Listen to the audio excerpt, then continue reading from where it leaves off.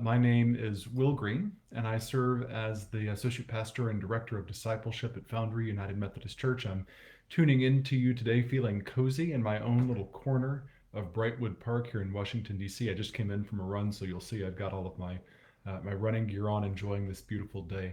I hope you're able to do the same. If not now, then later in the day. It's absolutely wonderful out there. This is a time each week that we set aside to think together about the ways that we're cultivating intentional space in our daily rhythms for wonder, or joy, or awe. And as we create some of that space together today, I'm calling in, like I said, from my own little corner of DC. I'd love to know where you're joining me from today, too. So feel free to sound off in the comments with a howdy and hello from wherever it is that you are, so that I can celebrate that you've been with me today. I also want to encourage you in a new practice that we're cultivating together to greet one another in the replies. This gives us a chance to kind of virtually pass the peace and welcome one another in as we come. And so I hope that you'll do that, just to kind of, again, acknowledge one another as we create this space together. So today I want to begin a two-part series of conversations about a spiritual discipline that has been both a great gift in my life and is one of my ongoing and greatest struggles. And before I name it, I just want to invite you to stick with me for a minute or two, because it's a discipline that in name might cause a little bit of squirming in your seats, so to speak. Like I said, it's one that I often struggle with. And in fact, I would say that it's probably the one thing in Western, especially American culture, that I'd call society's ultimate sin. Today, I want to talk just a little bit about the spiritual discipline of submission. Now, I know that word alone brings up all kinds of baggage, especially if you were raised in a particularly fundamentalist Christian tradition. The word submission's been used, right, as a sort of bludgeon in Christian community to enforce the will or preferences of the community's prevailing voices. Oftentimes those are white cisgender men like me. And so, you don't like the preacher. You don't have to like the preacher, just submit. He's the preacher. She's the preacher. Often it's he, given the traditions that we're talking about. Disagree with the teacher's interpretation of Scripture? Well, it's not your job to disagree. Just submit, right? There are all kinds of toxic theologies out there about the practice of Christian submission. You may be familiar with the oft-quoted "wives, submit to your husbands" verse in Ephesians 5, which, speaking of those prevailing voices earlier, conveniently leaves out similar admonitions for husbands and their relationships with their wives, and quite frankly, for all Christians with all other Christians and all people generally. These theologies have been used to silence and squander the gifts of women and people of color and differently abled persons and queer people for centuries. And all of that, given the baggage that the word submission has, might leave you wondering, well, Will, what in the world are we doing talking about it today? Well, present presidential problems notwithstanding, the concept of mutual Christian submission is an unavoidable part of the scriptural narrative that we have to deal with one way or the other. In Ephesians 5, just before that unfortunate passage I quoted about marital relationships, Paul reminds all Christians that our responsibility is mutual submission to one another out of a reverence for, a respect of the ministry of Christ. Woven throughout the earliest interpretations of Christ's life in the Christian community, we see Christian communities associating Jesus' ministry with submission modeled particularly on the cross. So in Philippians chapter 2, verses 7 and 8, as part of a longer kind of poem that's been identified as one of the earliest Christian hymns, the author ties Jesus' willingness to lose his life for the sake of others on the cross to the way that we're called to live our lives on the journey of discipleship. In Mark chapter 8, Jesus says plainly that anybody who would follow him must deny themselves, literally take up their cross and follow him, which, taken literally, means a life lived with the risk of losing one's life for others, something that Jesus reminds us again a little bit later in that same chapter. So submission, both to God's will and call on our lives to one another and the way that we show up in relationship with one another, is just simply unavoidable. It's an unavoidable spiritual reality of the wandering we do together. And if it is, what in the world are we to do with it, right? Especially since it's become so encumbered with these toxic theologies we've already named. How are we to recover it in a world where it so often hangs as a millstone about the necks of the most marginalized people in our communities, or is wielded as a wrecking ball by the powerful and privileged? Because truth is, as I've been thinking about this and wondering about this, there are plenty of voices out there who'd say that the energy and effort required isn't worth the reward. And yet, well rooted in the way of Christ, in the model that we see in Christ's life and ministry, the discipline of submission, that is, living our lives with a preference for others, understanding that who we are is meant to be lived in a life of service for others, that we're called to be an intentional relationship that is willing to forego our differences for the sake of diversity and unity, right? The discipline of submission offers to us as we wander the gift of liberation. Liberation from our need to always be in or assert our control.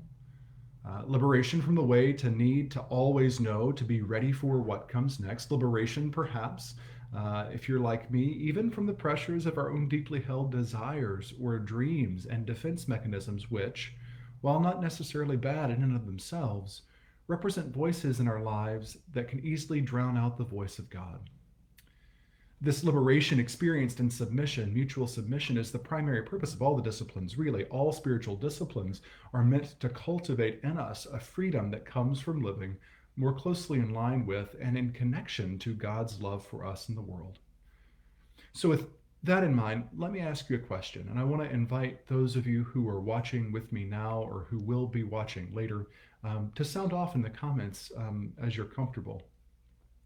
Have you ever found yourself in a situation where you stew over the outcome of a thing or an interaction or a relationship that did not wind up going exactly the way you wished it would? I mean, just sit and chew on it for days and days and days, expend energy and anger and anxiety and frustration and fear and all those kinds of things, focused on this one thing that didn't wind up the way you wanted it to be. Have you ever spent countless hours working to self-actualize the life you've always wished you'd had, only to never arrive, or to arrive and find that it's just another form of the same kind of empty you'd already felt? Lord knows I've been there. I've spent untold amounts of time and energy clinging tightly to the way I want the world to be, to the things that I think matter the most. I have sacrificed connections to people I love because I didn't want to cede my control over the matter or acknowledge that asserting my will in the matter mattered less than the relationship I shared with them. And that often in the process of asserting my control or showing that I was the smart one, the right one, the capable one, the successful one, I was blinded in my ability to see their belovedness as a child of God because I wasn't willing to let it go, to submit, to honor the relationship that I was called to cultivate over the thing for which I was fighting. Now imagine what life would be like if we had back in our coffers today all that energy we'd expended, right? Consider what might happen if we were able to let go of the visions of life we've held for ourselves we've never met, of the visions of life that we've held for our children or our communities that have gone unrealized, right? Imagine what kind of inner silence, comfort, groundedness might be there if we were able to acknowledge that our way, even if it's the preferred way, doesn't always have to be the way we go, right? And then instead of fighting for our way, sometimes we can just let it go and let God, or let it go and go with the flow, or ride the wave, or whatever phrase you want to use. Imagine what it would be like to admit that we're wrong and to do so without shame or fear, or feeling like we're a failure, or feeling like we're broken somehow in a way that can't be fixed. Or to lay down the swords of our ideological boundaries at our battles at the boundary between being right and preserving relationship. All this striving, all this struggling to preserve our power and prove our point and make sure folks know we're the good one, the sane one, the smart one, the right one, all of it promotes a hierarchy of relationship in which we will always be fighting for control. A never ending kind of Game of Thrones because we're unwilling to let go. We'll always be fighting to make our mark, shine our brightest. And all the while, what is Jesus saying? Jesus is saying, deny yourself. Jesus is saying, take up your cross.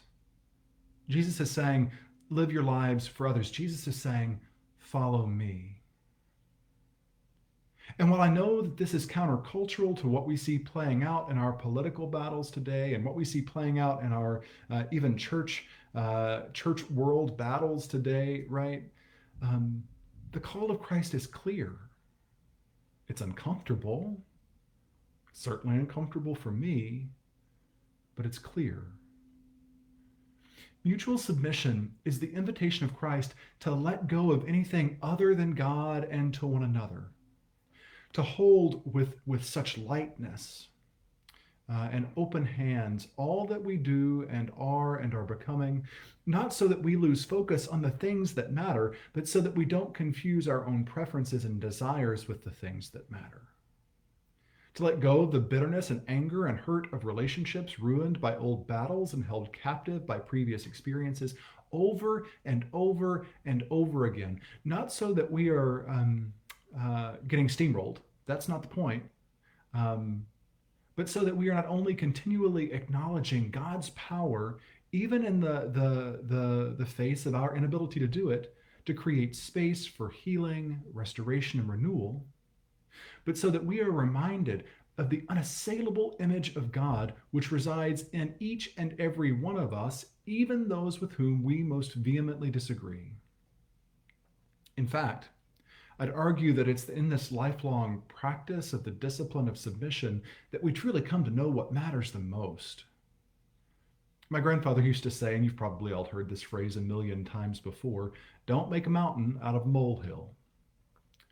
And he said that as a reminder that not everything that felt pressing and important was, that it was okay to rest and let go. It's a process I'm still leaning into. And that knowing the difference between the mountain and the molehill, the mountain being the thing that mattered, the molehill being a thing that maybe didn't so much, really did make a difference. And it's when I think we begin to shift our attitudes toward life, toward others, toward the world, and this mutual practice of submission, that those things come most clearly into focus, right? By recognizing what is a molehill, when it's okay to let go and not fight and submit and release and step back and not worry and not work and not prove and not expend all the energy all the time, we come to know what the real mountains are, what really does demand our attention and our continued work and labor. And often, because we've been willing to submit in mutual love to one another, we've got climbing partners to help us along the way. Now, I want to acknowledge, as we kind of wrap up our reflection today, that this is where things get a little tricky. And this is the last point I want to make about the discipline of submission today.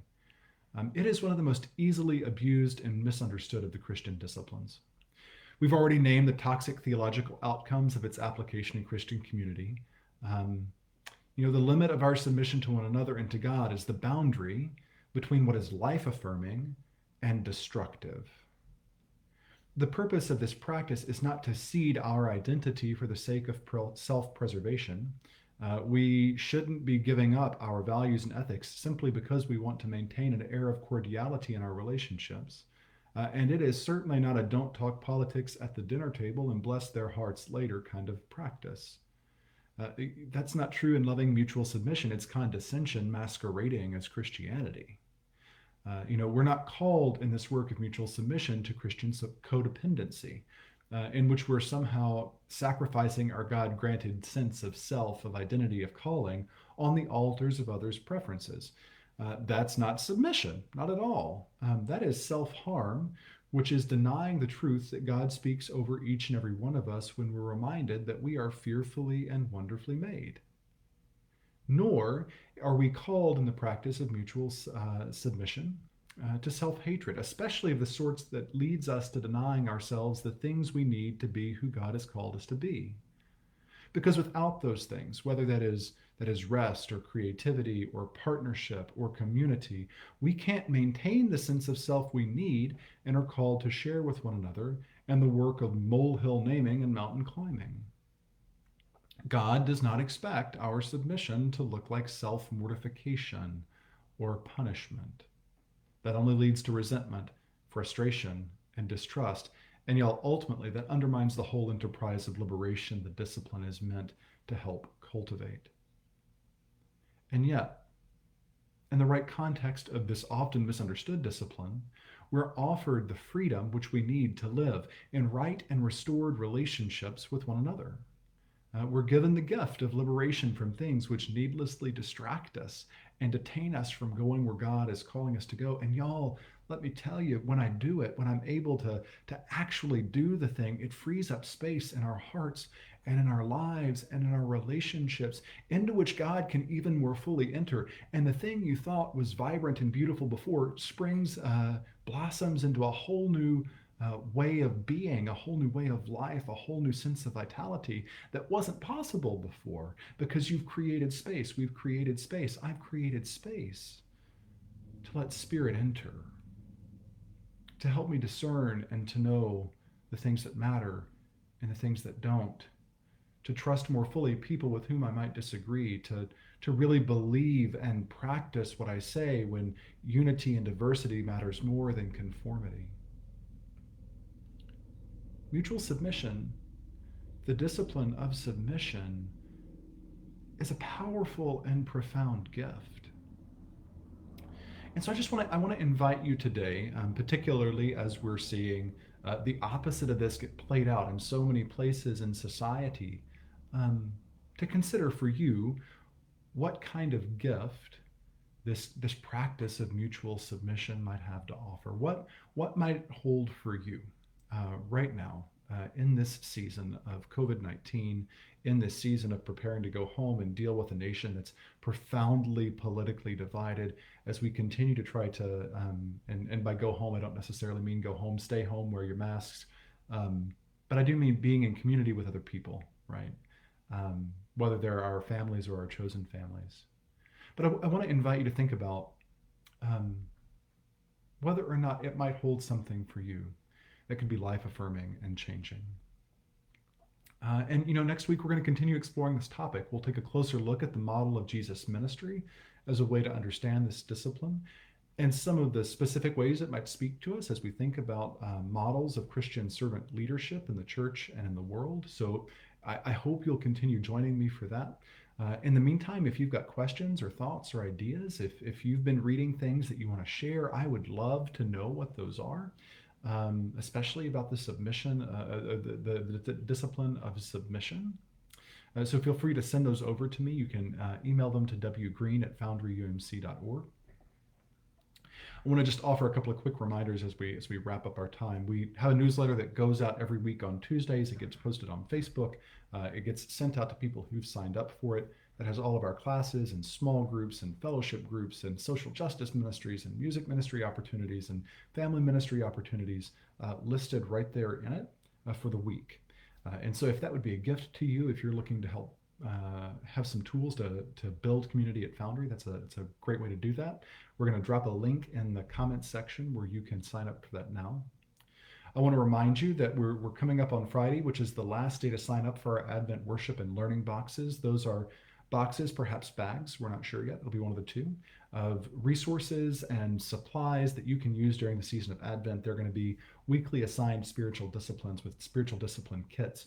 There's going to be an Advent wreath in there with candles for you to use during Advent. There's going to be a devotional guide in there for you. There are family boxes that are going to have a special Advent wreath just for our kids, and all kinds of resources that Pastor Casey is helping to curate. So I hope you'll register for that. We're going to drop the registration link in the chat now, and you can give a free will donation to help offset the cost for that if you're able to do that. That would be a gift. And of course, continue to join us throughout the week as our pastors share ongoing reflections here on Facebook Live every day, Monday to Friday. Friends, as always, thank you so much for joining me. I hope that as we've wandered together a little bit today, you've heard a word that's spoken to you. I am so grateful to have been with you. And just want to remind you, as always, that as we go out from this place, be gentle with yourselves and with one another, and know that God loves you, that I love you, and together we'll keep on wandering toward wonder. Until next time, take good care. Bye for now.